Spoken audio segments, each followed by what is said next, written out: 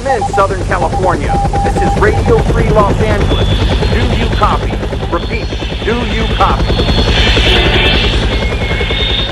Now transmitting from behind the Iron Curtain in the People's Republic of California, we bring you the voice of free men, free markets, and limited constitutional government. Welcome to citizen-sponsored Radio Free Los Angeles with President of the California Taxpayers Union, Mike Alexander, and editor of the Taxpayer Gazette, Jonathan Wilson. All right, back with you, everybody. Mike Alexander. I was going to say Jonathan Wilson and Josh Jacobs. Jonathan is still in the Low Country back there in South Carolina with his family and having a great time during this wonderful month of August. And our good friend Josh Jacobs will be joining us later. He had other broadcasting responsibilities, but he'll join us here by about 8:30. Now, if you'd like to be part of our program this evening, and we'd love to have you, that number is 866-870-5752. And if you'd like to assist in keeping this program on the air, please go to radiofreelosangeles.net, all lowercase, radiofreelosangeles.net. That will click you over to School Choice 2020. Make a pledge there to help to keep this program on the air. And by the way, speaking of school choice, we have a number of very interesting announcements for you here this evening, including our new pre-petition that we're launching. We'll talk about that in a special way at the 9 o'clock hour, so be sure to tune back in at that time. We're also going to have some updates on other educational issues here in the state. The government never rests, no matter what they say. They're always at it. We're going to talk about taxes and schools, which are nothing but taxes, of course, and bring you up to date on some of these things. So we'd love to hear from you. And one of the articles here that while we're talking about schools, because I want you to remember something here. When we're talking about schools, we're talking about approximately half of the state budget. By the time you add in what is spent on K through 12, which under Prop 98 is at least 40% of the revenues that come into the state of California, at least 40%. You take that plus what they spend on University of California community colleges and so forth, and you're up to over half of the state budget, which means upwards of $100 billion per year is just going into these things that we call education. And it should surprise no one that the allocation of that money is political in nature and attracts everybody in the state on all sides of the political spectrum. Everybody wants a piece of what that so-called education budget represents, and most particularly what they want a shot at is the kind of political power that is generated not only by the money, but generated by the ability to influence the hearts, minds, and souls of our youth, K through 12 and beyond. That is the big story of the left's success in the United States. We'll talk a little bit about ballot harvesting and the impact in Orange County here, but in fact, why don't we just go into that? There was a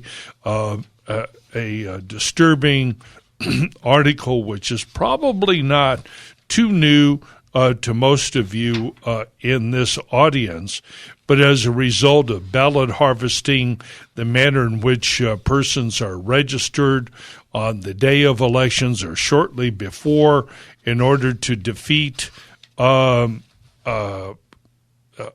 candidates, there are now more registered Democrats than Republicans in Orange County. And, this was an article in the Los Angeles Times, as cited by the GatewayPundit.com. But basically, here's what the numbers are. As of here a month or so ago, there are now 547,000 458 registered Democrats compared with 547,369 Republicans. In other words, a difference about of 100 votes, but they made a big deal out of it because it went over that amount, now exceeds the number of Republicans in Orange County, which is iconic, as you know. This is both the birthplace and the place where Nixon is buried, and he has his library there. It's a place that nurtured Ronald Reagan. In fact, Sean Steele, who is now the chairman of the California Republican Party, I believe, was the head of the county down there. Head of the Republican Party in Orange County for years.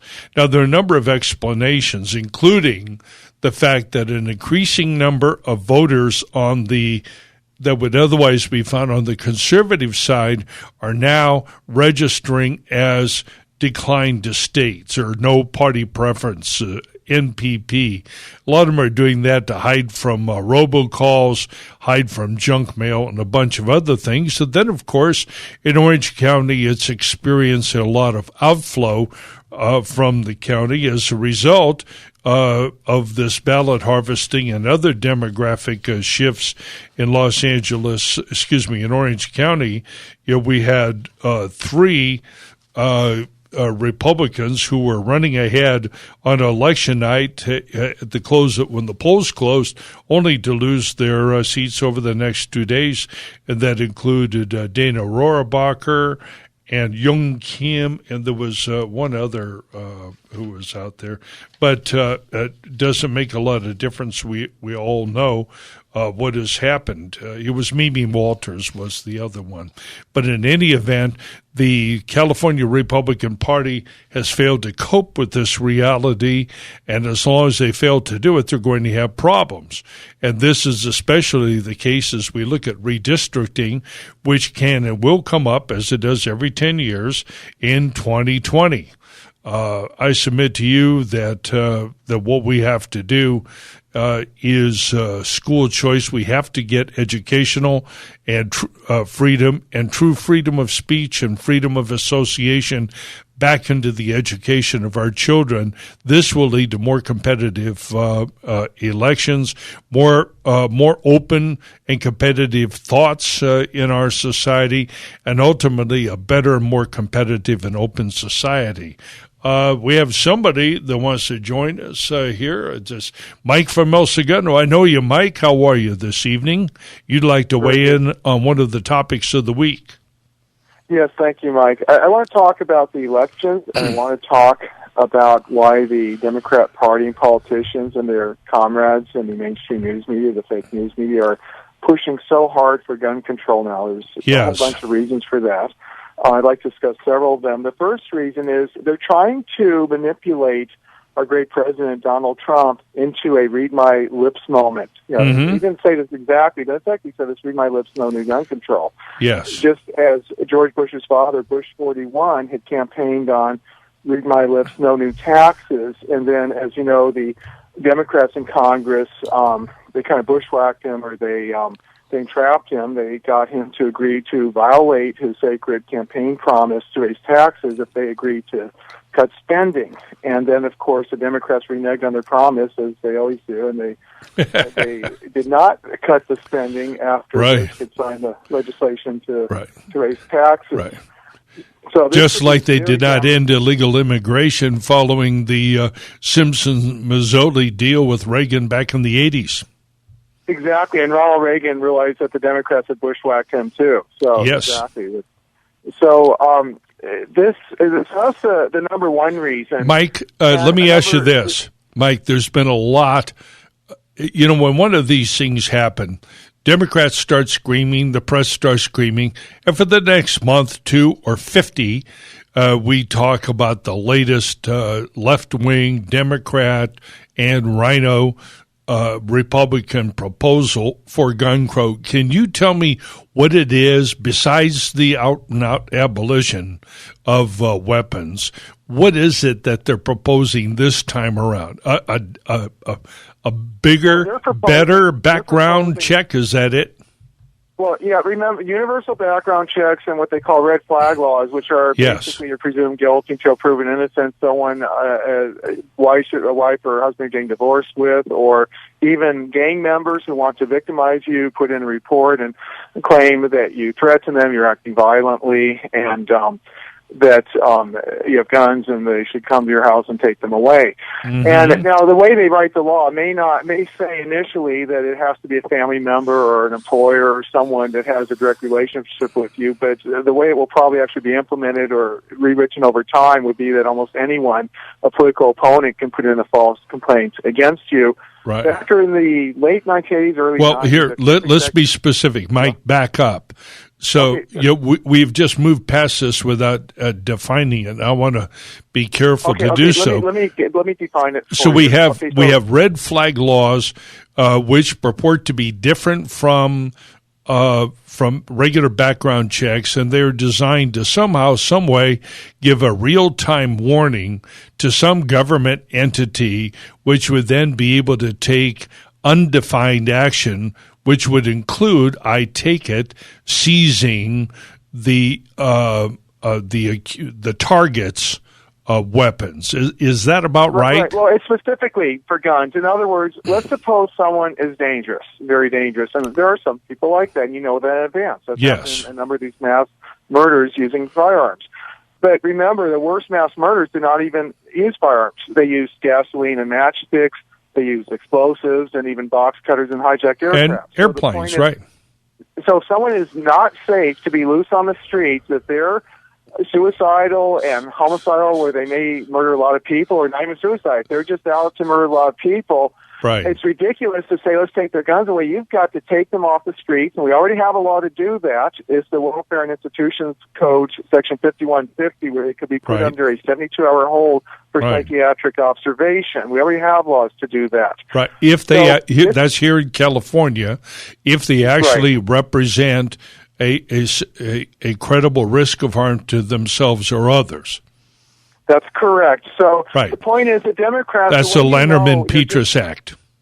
Right. The way you know the Democrats are really out just to incrementally over time pass enough laws to ban and confiscate all firearms from law-abiding Americans is because they only talk about gun violence, even though most of the crimes, for example, like rape, there are a lot of crimes that most of them don't even involve guns, but they do Yes. involve unarmed victims. So every time you hear gun violence, that tells you they don't care about violence, violent crime. They only care about banning guns.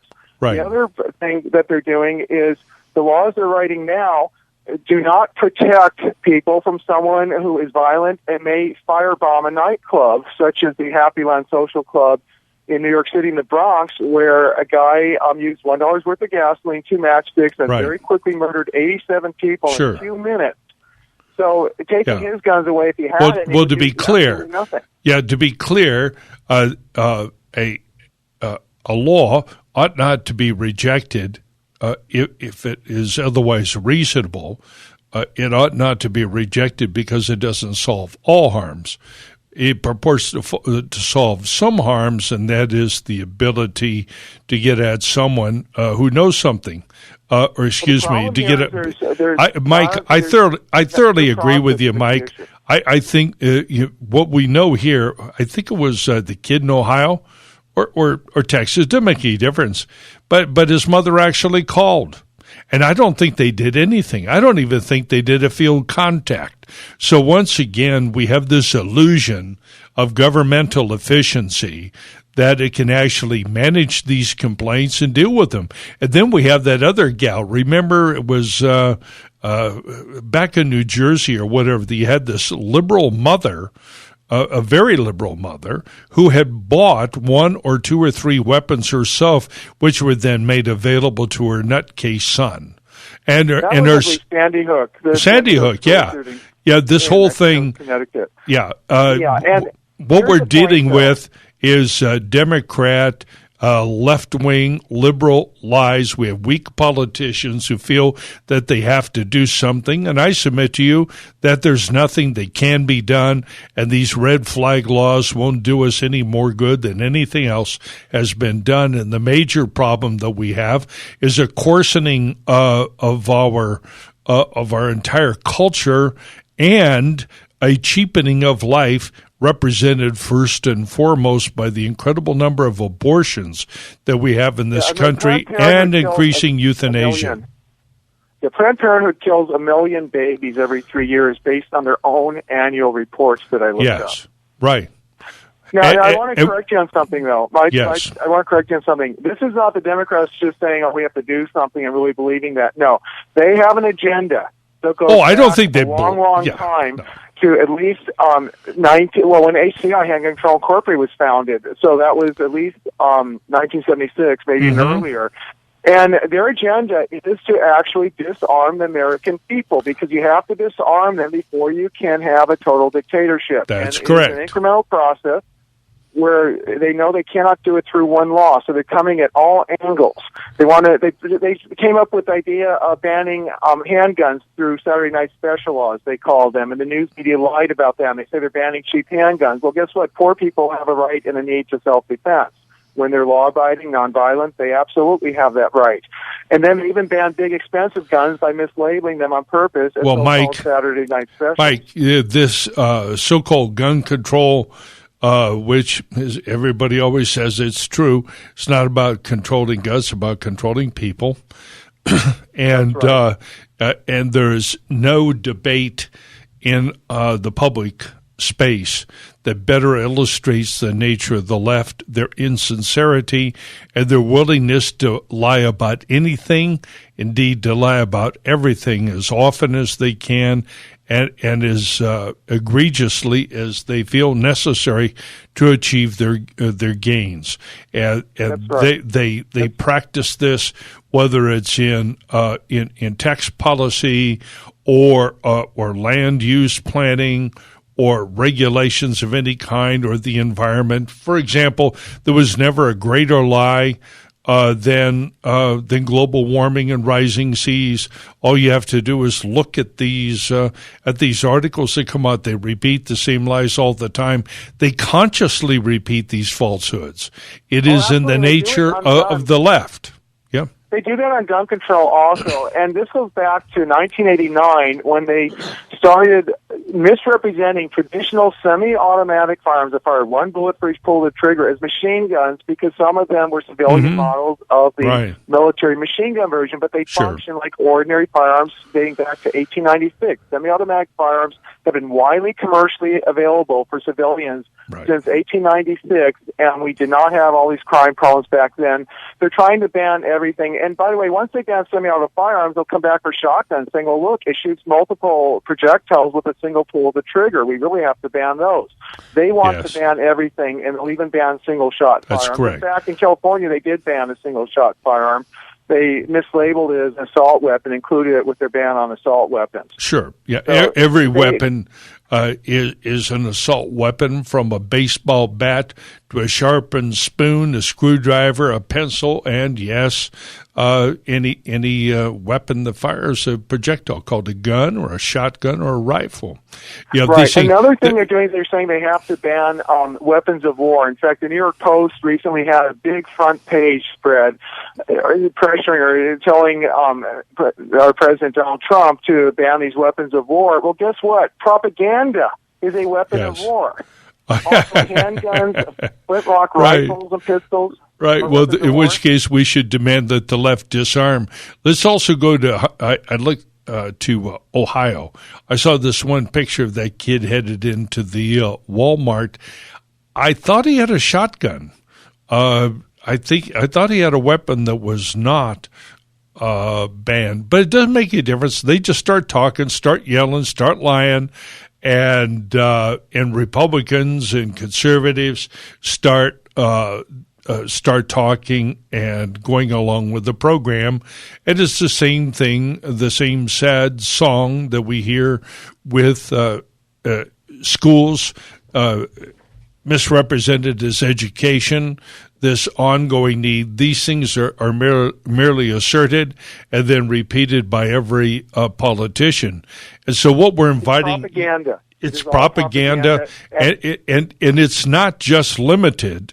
I want to steer away a little bit from gun control because we always have to stay on the issue here locally. Let me give you the biggest lie of all, the one that you and I probably talked about the very first time on this show, and that is the fiscal responsibility of the average city or government entity.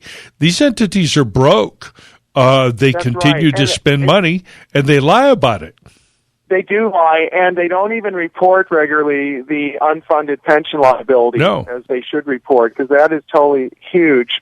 And like in El Segundo, the city council just recently gave a huge pay raise to the police and firefighters that are already getting paid somewhere around $175,000, probably $180,000 a year when they start out in total compensation, and they can get up to in the $350,000 or some of them sometimes over $400,000 a year total compensation. Then their pensions based on their single highest year of pay. They retire after only 30 years of service with 90% of their single highest salary as their annual pension payments. Plus, they get COLAs. They get COLA every year. Cost of living adjustment. I mean, it's unbelievable. And then they have the job security. In the private sector, you don't have job security like that. And normally, in job security, you get less pay and then similar or less benefits to make up for what you're getting in extra job security. But today, government employees, they have it all at our expense. They've got very high job security. They've got, even if the money's not there to pay them, they've got the extraordinarily high salaries and benefits. And then they elect their own bosses. They, in effect, hire their own bosses by campaigning through the unions, elect and endorsing the city councilmen, the mayors, and you get these mailers from the Police Officer Association, the Firefighter Association, and they say, we're endorsing these candidates because they're the best for your public safety. No, oftentimes they're the worst. And those associations, of course, as you know, are unions. They're the labor unions. That's like the Teachers Association, the teachers union.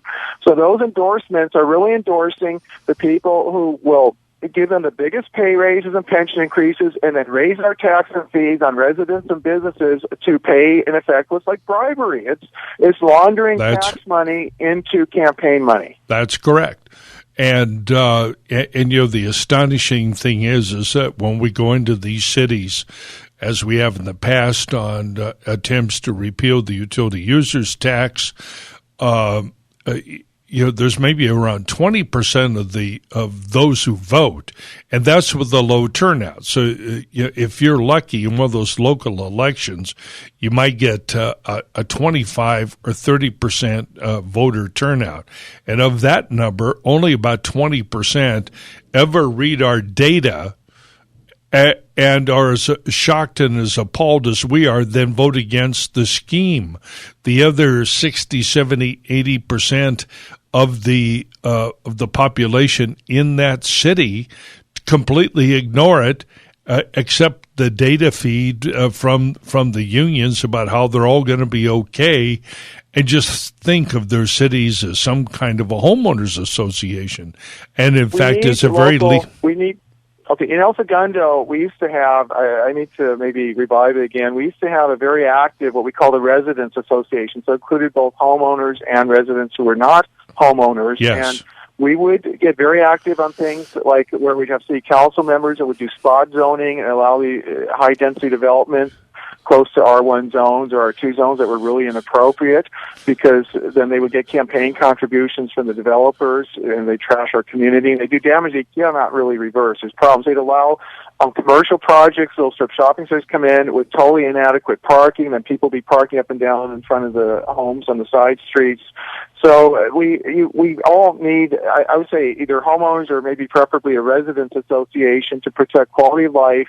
Absolutely. To get people out to vote against tax and fee increases, even on businesses, because the businesses, of course, when their taxes are raised, they have to pass it on to the customers. That's correct. Doing business. That's correct. There's no question about it. Well, Michael, they don't teach this in school. They don't teach any of this in school. No, none of it. That's going to be up to us. That's what we need, school choice. And by the way, don't forget to go to schoolchoice2020.org.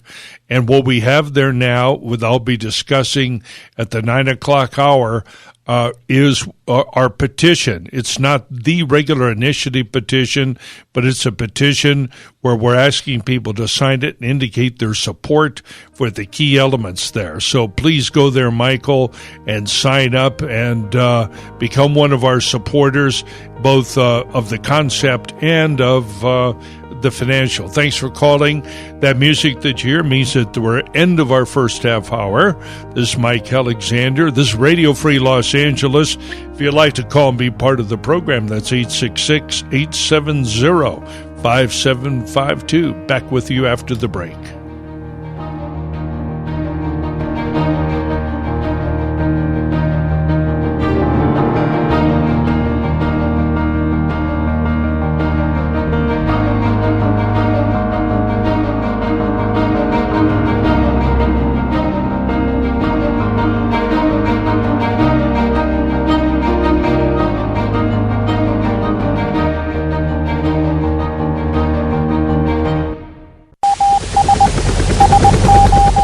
Southern California.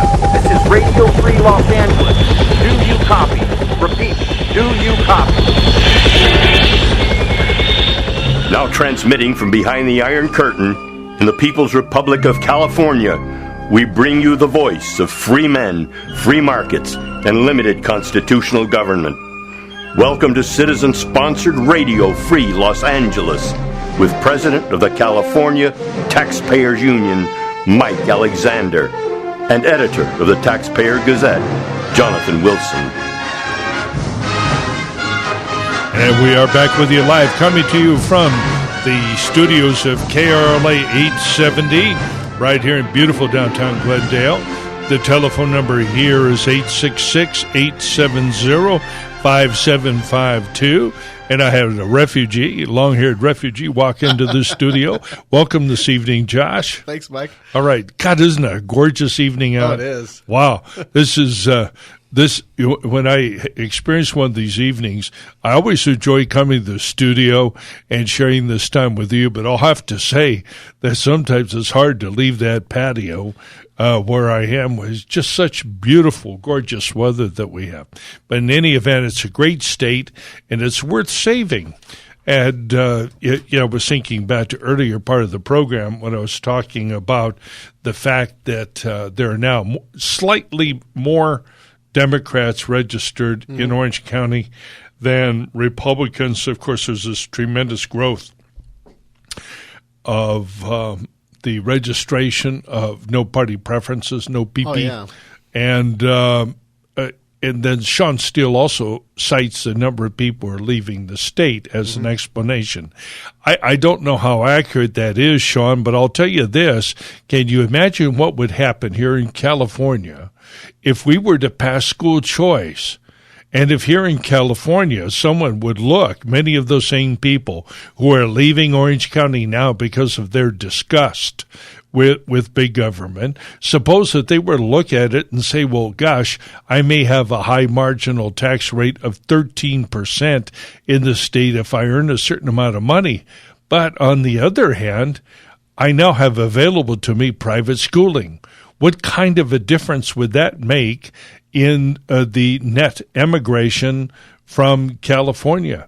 There might be more people coming here. First of all, I know that we would set a standard in the country because a lot of people would be coming here more than ever before. And it's the same money, folks, right, for no more money. Remember our school choice proposal, the Educational Freedom Act. Once it's passed, the state will have to set up an educational savings account for each K-12 child. Into that account will be deposited the pro rata amount currently being spent per pupil in the state of California. That amount of money ranges between $10,000 to $15,000 a year. That is just their pro rata portion of Prop 98 funds. That money, number 3, can be used at the parent's discretion, not some government jerk not based upon zip codes or anything else. The parents, no matter where the hell they came from, the parents get to choose where the kid goes to school, and that could be a public school, charter school, private school, grab your comfort dogs, or even a parochial school. And get this, everybody, step number 4, whatever's left over you can use to go to college or to seek vocational training or other approved educational expenses. And these parents, let me tell you, parents, every parent listening, listen to this, okay? You do a much better job of managing your checkbook and your money than the government ever has or ever will do. Don't let the government bureaucrats, don't those public self-servants, those career politicians who've never had a real job in their life tell you otherwise. As you call them, public self-servants? That's what I call them, public like self-servants. Nice. Yeah, my take on that phrase is usually they're neither civil nor do they serve. Nope. But in any event, hey, so that's why you need to go to schoolchoice2020.org and sign our pre-petition and get connected with it. That is kicked off now. We're talking about here a couple of weeks, but school starts here this coming week in a lot of places, and that coincides with our rollout of our School Choice 2020 petition. I don't know if we're going to get on the ballot, but what we can do is get signatures from citizens now saying that they support this so that I know who you are, you're ready, you're on standby, you're supporting this effort, and we'll be ready to go live and go big and go statewide when the time comes. In the meanwhile, I've got Brent from Los Angeles on line 1 who'd like to take us in a slightly different direction. Brent. Yes, hello, Mike and Josh. Hey, Brent. How are you, man? I'm doing good, but I was glad to hear your discussion earlier on the firearms issue, yes, or the fictitious firearms issue, and what I wanted to talk about. There's really a demonic, dehumanizing darkness that I want to get to that's behind this. And what is this you want to say about Gavin Newsom? Well, I'll tell you in a second, because what I was interested in was this idea of common sense gun control. Yes. I have a great progressive, inclusive, comprehensive compromise for common sense gun control. And I think that would be the outline and confiscation of all guns and ammunition belonging to registered Democrats. Right. See, now, I'm with you there, and of course this is a rhetorical comment on your part. Mm-hmm. And one of the problems with this whole discussion and debate, one of these things happen as night follows the day. The press release, turn loose their macros, right? Fill in the blank, and away we go. And it's the same conversation each and every time. They trot out their crazy ideas, and conservatives routinely respond with reasoned arguments and rebuttals and analysis, when in fact what we need to do is just to tell these people no. And I can't tell my audience too much or too often that the whole damn thing that we call government is nothing but a fraud, a hustle, and a con. And there's no bigger fraud, no bigger hustle, no bigger con than this BS gun control. Right? Yeah. Oh, they do want gun control, all right. They want to take the guns away. They want to control the guns and control you. Having controlled you both, there will be no freedom left. And I want to emphasize too that the key to all of this, the reason why our arguments fail, the reason why they continue to advance their arguments each and every time this happens, is because of their sure confidence that their propaganda and brainwashing efforts are successful in grammar schools and colleges throughout the country. And so any of you out there who are upset by the repetition of this gun control debate, you need to spend your time attacking the problem at its root, which is in the indoctrination that takes place in our schools, a deliberate omission or outright, and most often outright distortion of our Constitution, so that there's no core understanding of why we have our right to bear arms. I interrupted you, Brian.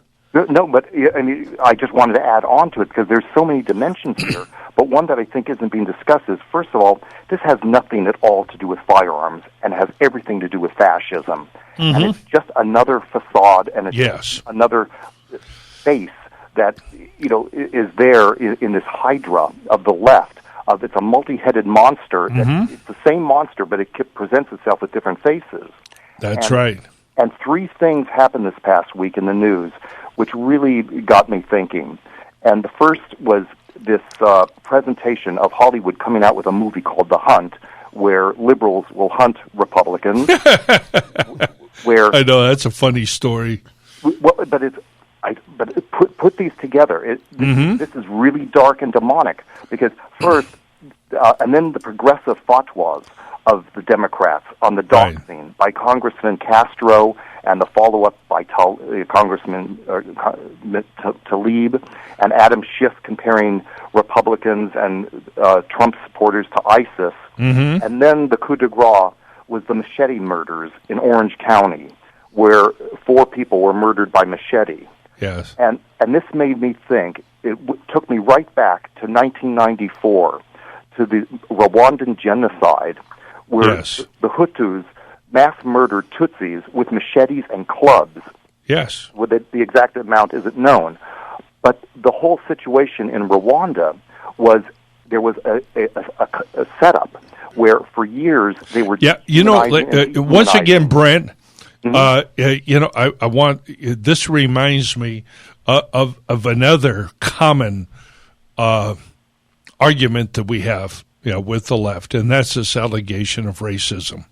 Right. And here, stay with me, because there's a point that everybody needs to understand.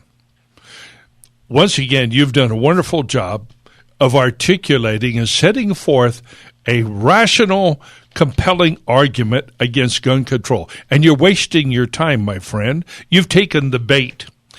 Everything that they've said here, they know is not true, and they say it even though they know it's not true.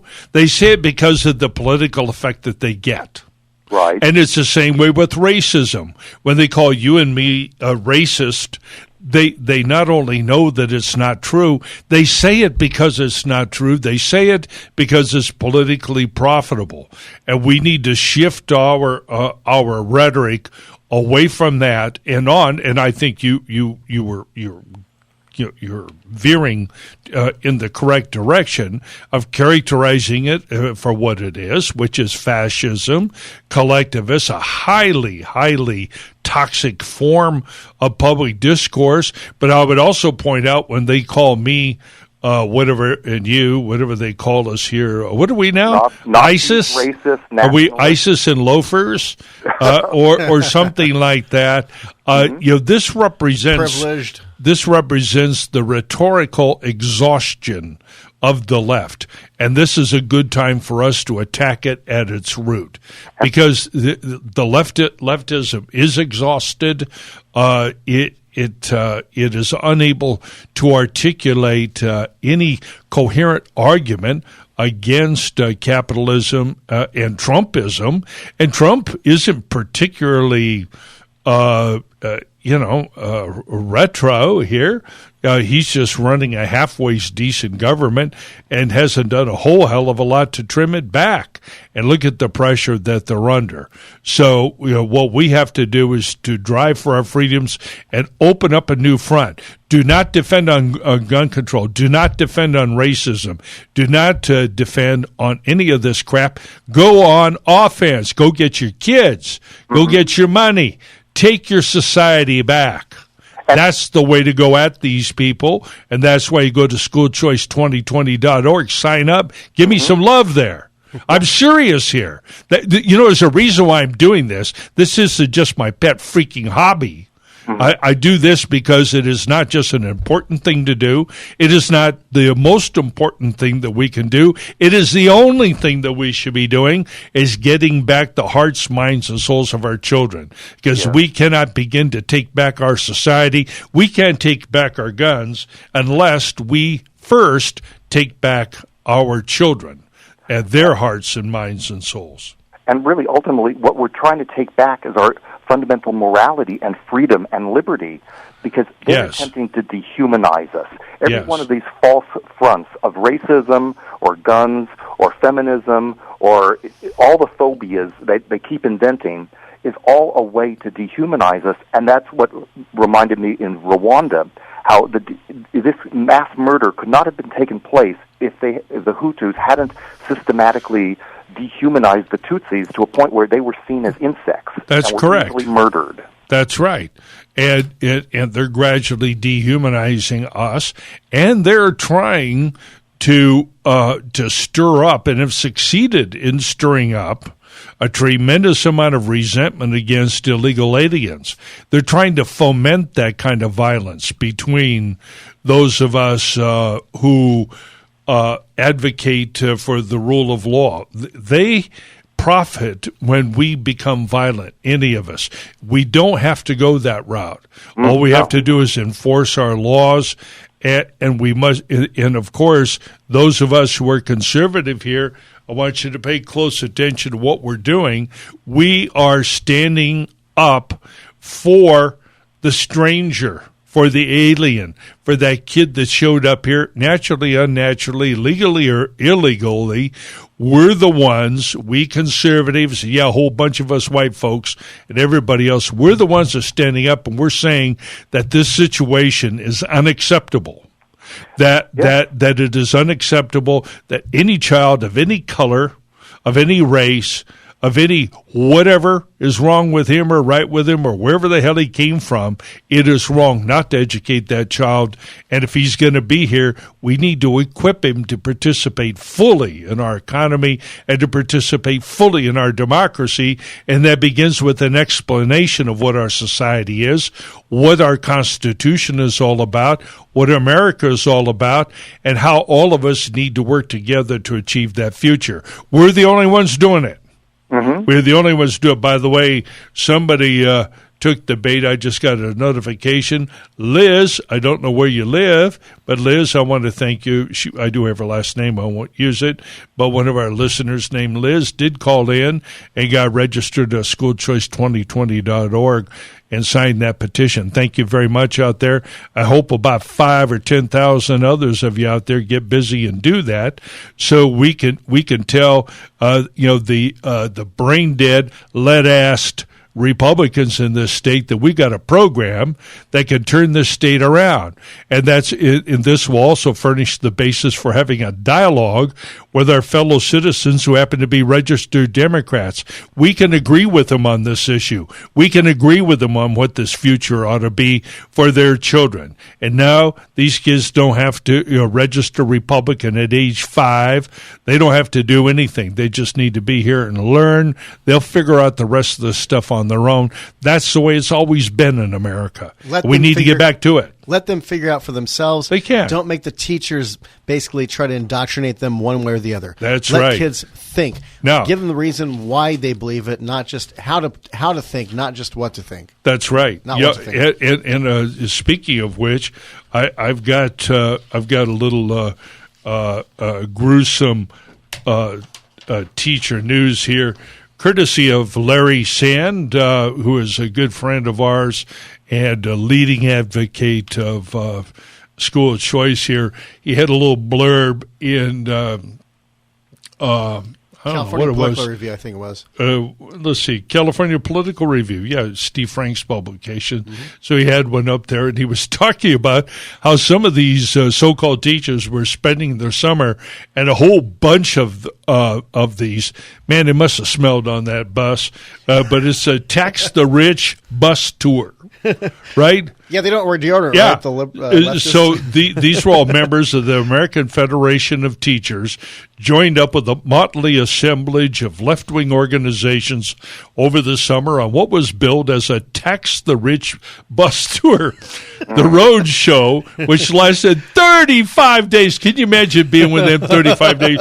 35 days, it just ended last week, was replete with the usual tropes, including demands, quote, The rich and corporations pay their fair share, close quote. Another socialist-inspired warfare twaddle. Very good. Well, that bus was probably from Yeah. a big corporation, right? So how come they're using this bus from a big corporation to do this? I know. Well, they're just, you know, the proletariat does what the proletariat must.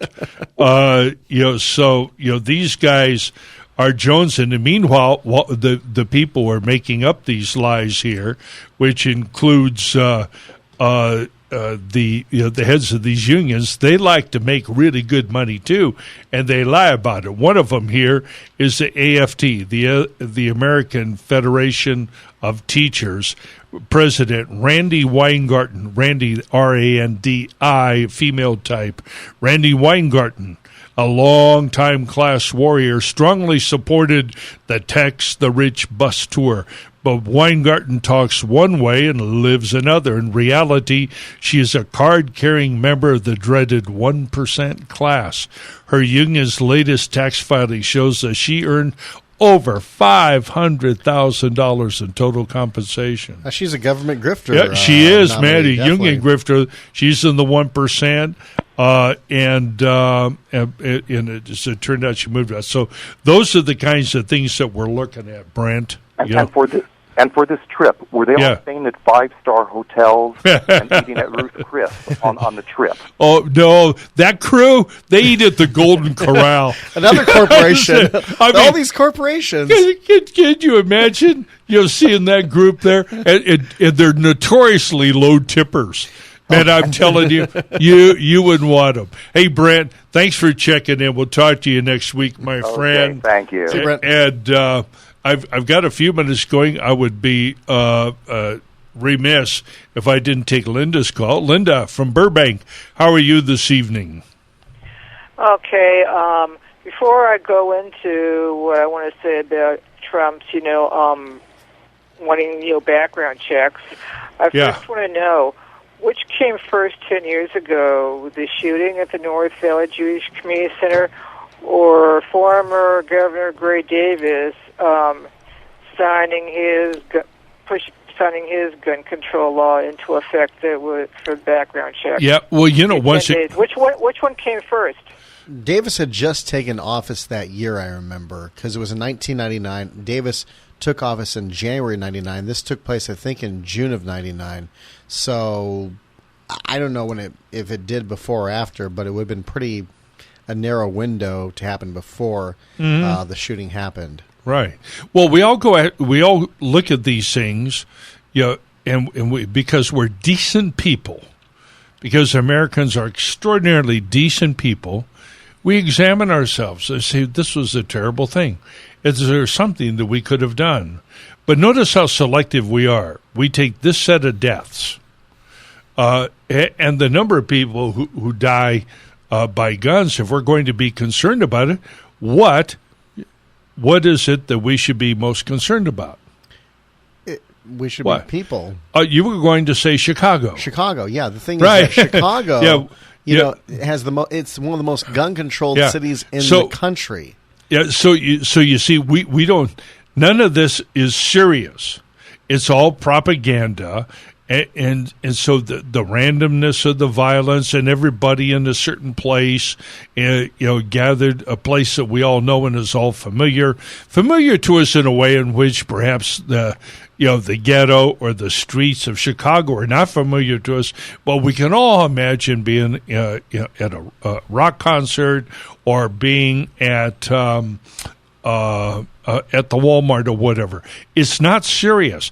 It's a propaganda exercise, and we need to stop reacting to it. I'm going to tell you right now, we've done everything in this country that can be done to prevent these mass shootings. If you want to do anything else, it's going to have to come from the churches. It's going to have to come from the schools. It's going to have to come from the community and the families. There's no law that we can pass that's going to make the situation any better. Period. We need to just stop talking about it. It's a heart issue, is what it is. It's a heart issue. It's an evil and abandoned heart. Yeah, go ahead, Linda. What I want to say about Trump coming off, saying, there needs to be background checks and all that. Well, Trump needs to take a good look at California. Mm-hmm. Yeah. You know, if Davis was the one that put the background checks into effect, that people had to wait 30 days. Right. You know, and then the shooting happened at the North Valley Jewish Community Center. Yeah. Once again, Linda. Take a good look at California from Davis on. Yeah. Look, we're talking about this once again as if they were engaged in a rational discussion with a sincere search for the truth. They are not engaged in any such thing. This is just another propaganda exercise. Linda, that music you hear means that we're at the end of our first hour. Thank you so much for calling in. I look forward to speaking with you next time. We're going to take our top of the hour break and then start in on some significant school choice issues and a report there. Be sure to call us here at 866-870-5752. The lines are wide open. We look forward to talking with you after the news.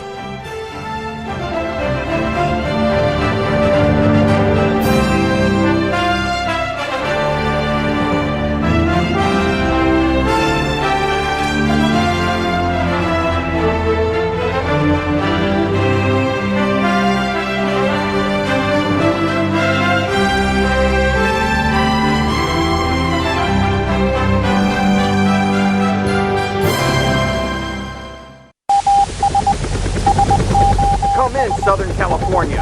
This is Radio Free Los Angeles. Do you copy? Repeat, do you copy?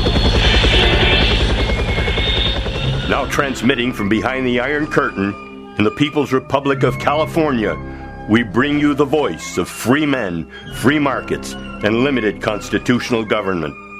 Welcome to citizen-sponsored Radio Free Los Angeles with President of the California Taxpayers Union, Mike Alexander, and editor of the Taxpayer Gazette, Jonathan Wilson.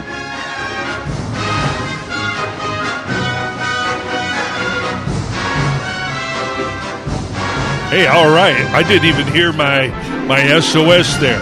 Mike Alexander. We're having too much of a good time behind the scenes here. Yeah, we are. Josh Jacobs is with me this evening. Radio Free Los Angeles, radiofreelosangeles.net, and I hope you will join us here.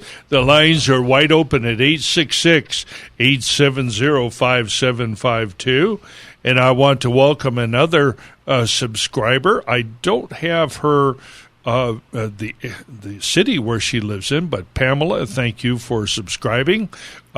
She had heard us on the radio.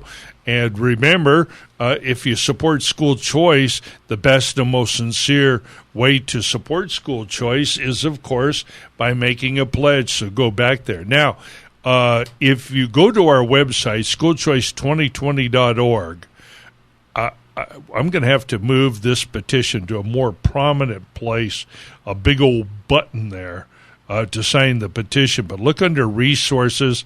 Then as soon as you highlight resources, click sign the petition. Now, I want to go over this petition because it's worth reading. This is what you're going to be signing here. We, the undersigned, find and declare all of the following. Our future depends on the education of our children from kindergarten through high school and, for those students who desire it, the completion of college or vocational education. Yet many parents feel trapped by underperforming schools and without any ability to save for college and or for vocational training. The state of California currently spends about $17,000 per pupil on K-12 public education, including federal, state, and local funds, and over $97 billion to educate about 6 million children in public schools. The state provides most of the money for schools pursuant to the minimum funding guarantee in the California Constitution, that's Proposition 98, about $12,000 per pupil per year. Some public schools are excellent, and some are simply terrible. Overall pupil performance measured in any number of ways shows decline, not improvement. Yet per-pupil spending by the state has increased by more than $5,000 in the last decade.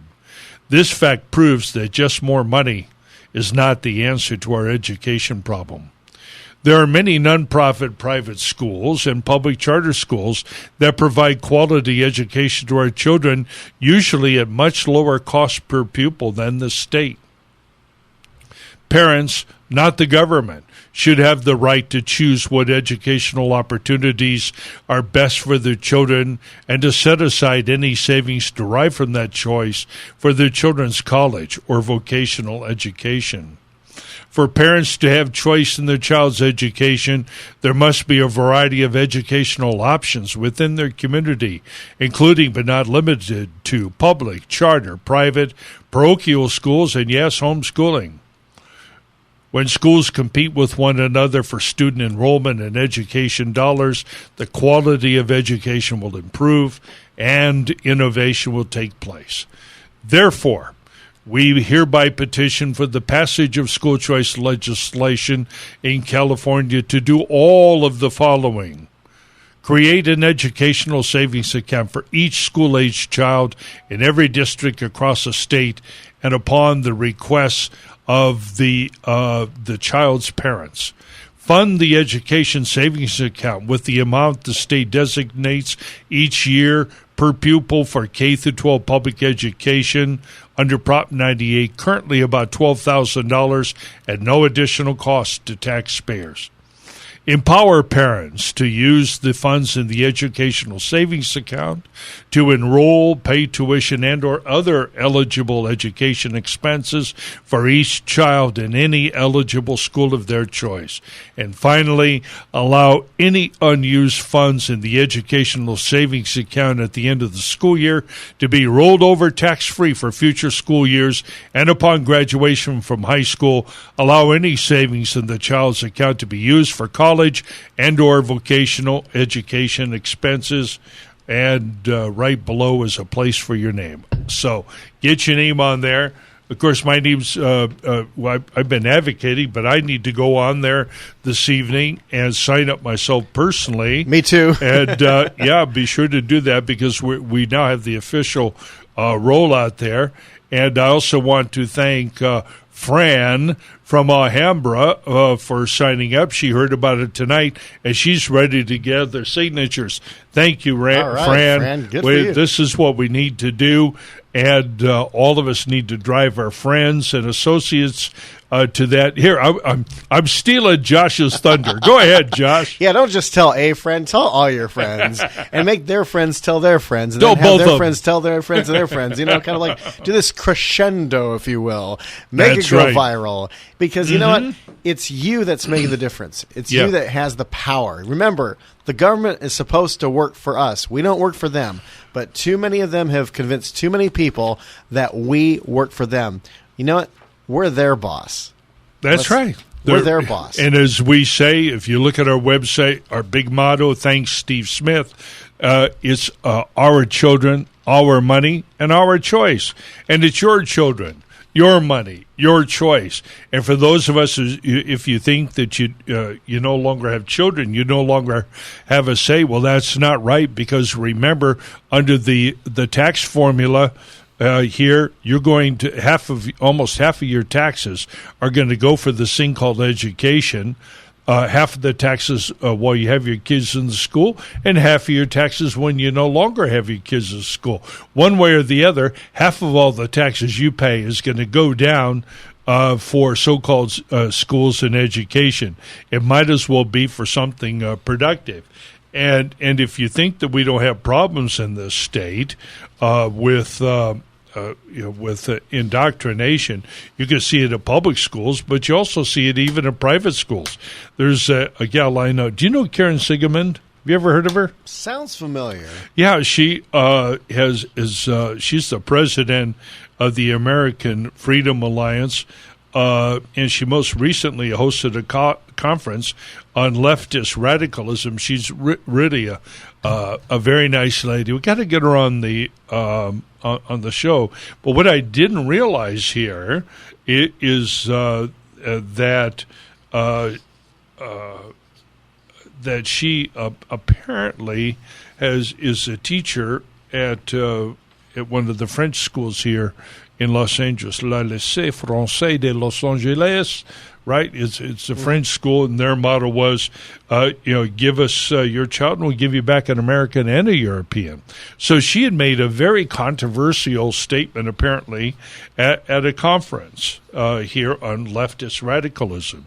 She said, each of us here believes in the unparalleled force for good that is Western civilization. That is our heritage, whether we were born here or not. Shortly thereafter, Dr. Sigeman was notified that her teaching contract would not be renewed for defending Western civilization.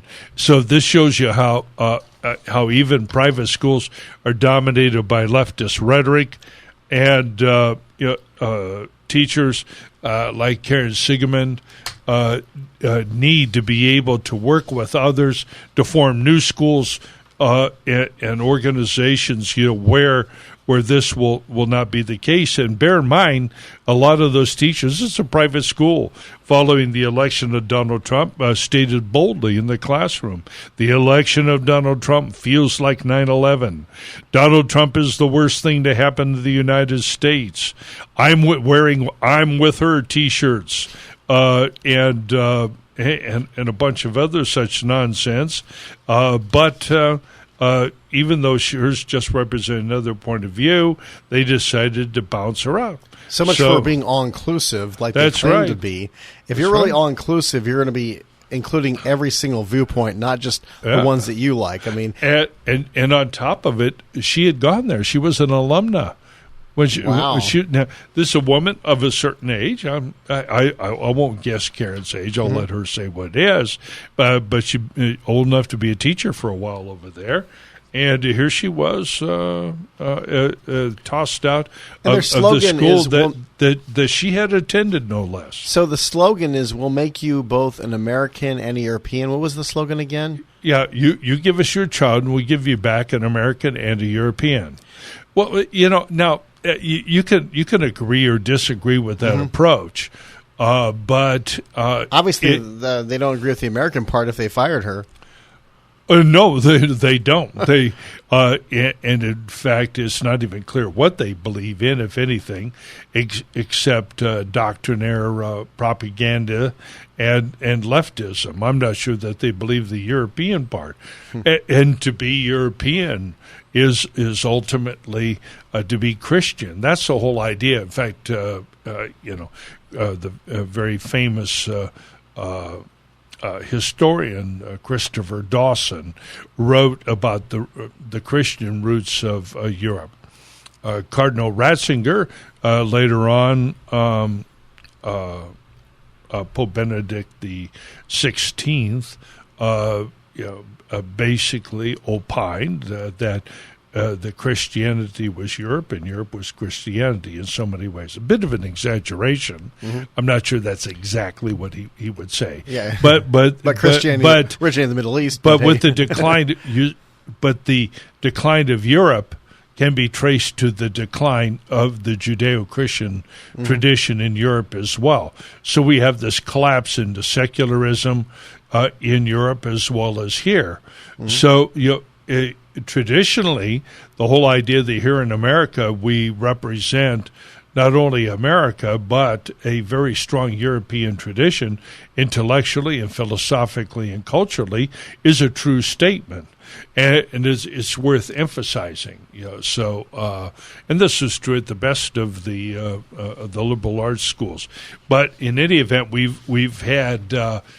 Do I have John Land? Has he called in yet? Not yet. Hey, Juan. Maybe Tiara, call in here. Maybe we need some conservative arts schools too. I mean, you only have liberal arts schools. Where's the conservative arts schools or the moderate arts schools? Well, and we do have many of them around that are really quite good. And when we look at education here in the state of California, it is an ideological pursuit.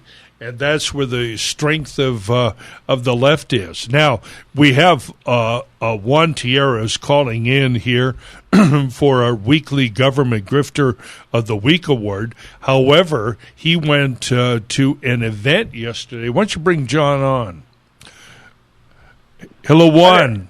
Hi, how are you? Hey, I'm doing great. Hey, Juan. Thanks for responding earlier. Before we get into our Government Grifter of the Week award, you were at an event yesterday up in Thousand Oaks, and I was wondering if you could give us a 5-minute briefing on what was going on at that event, the people that you met, and the people that signed up.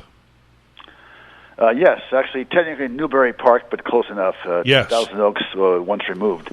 It was a terrific event at the Godspeak Calvary Chapel, hosted by Dr. Robert Lee. Wonderful people. It was the Christian alternative to the public education. There were 6 speakers. We had three, and then 20 minutes each, then a break, and then 3 more. When we're on homeschooling, there was on a local Christian school.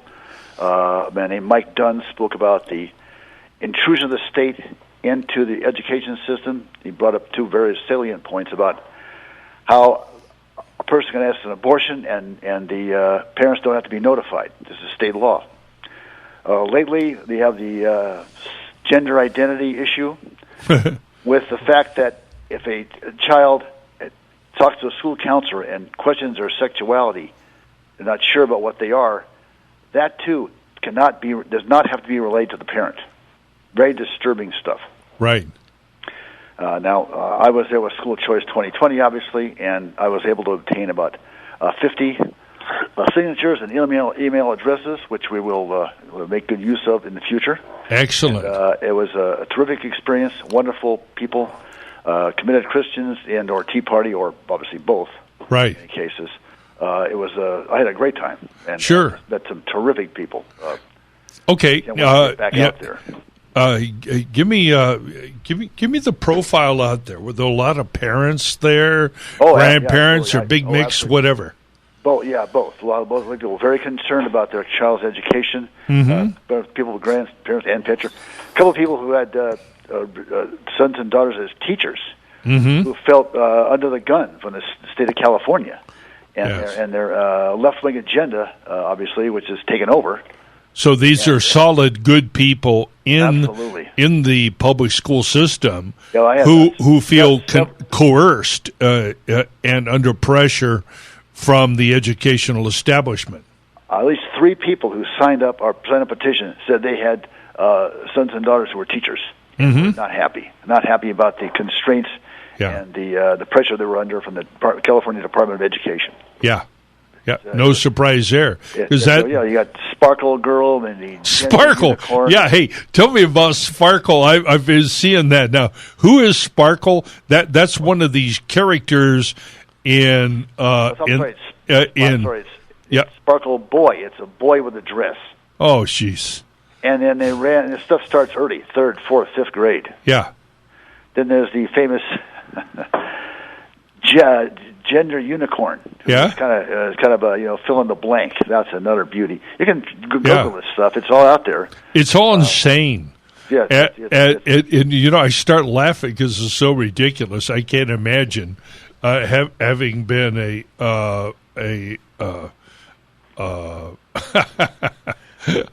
somebody just showed me something there. Next week we'll cover that. But we had old Joe, Slow Joe. They asked Joe how many genders there are, right? He said, "Don't screw with me, kid," or something like that. Then he said there was 3. Yeah, and actually, I think up to about 57 in New York City. Well, yeah. Well, actually, Joe is correct.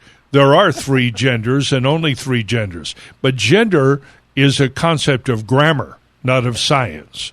There are 2 sexes, male and female.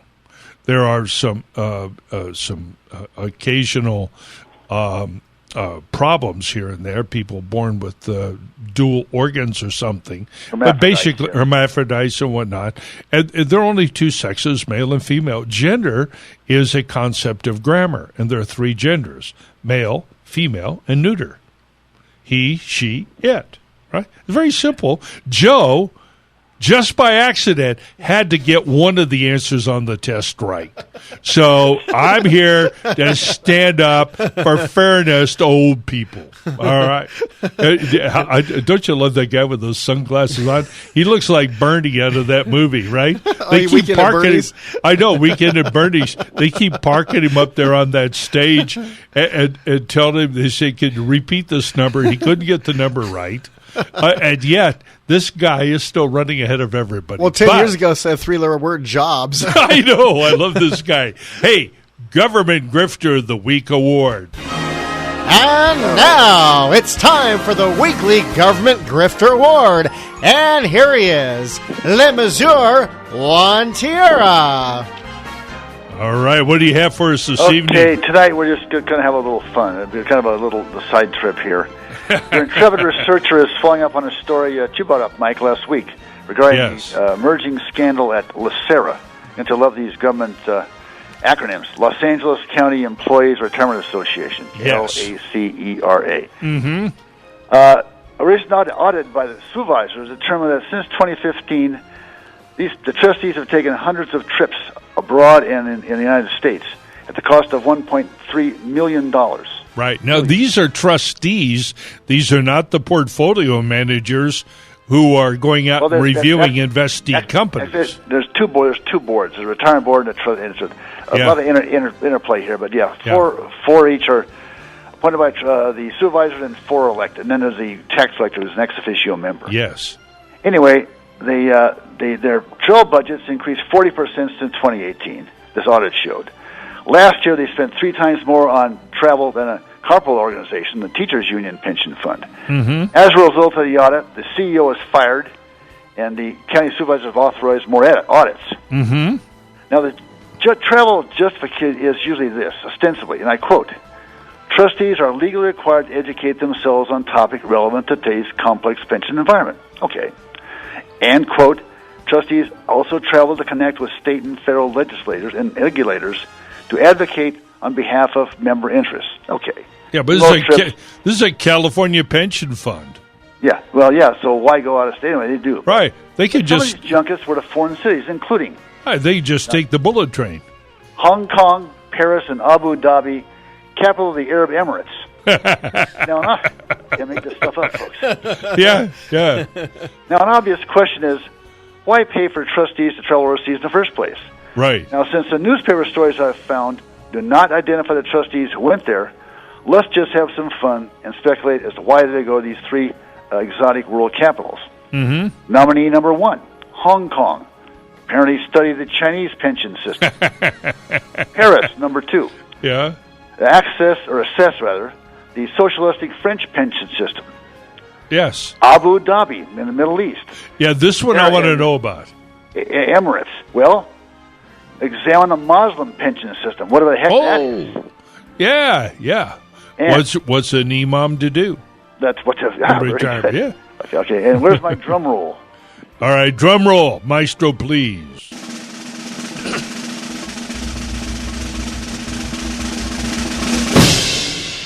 And the winner is number 3, Abu Dhabi. And why? There you go.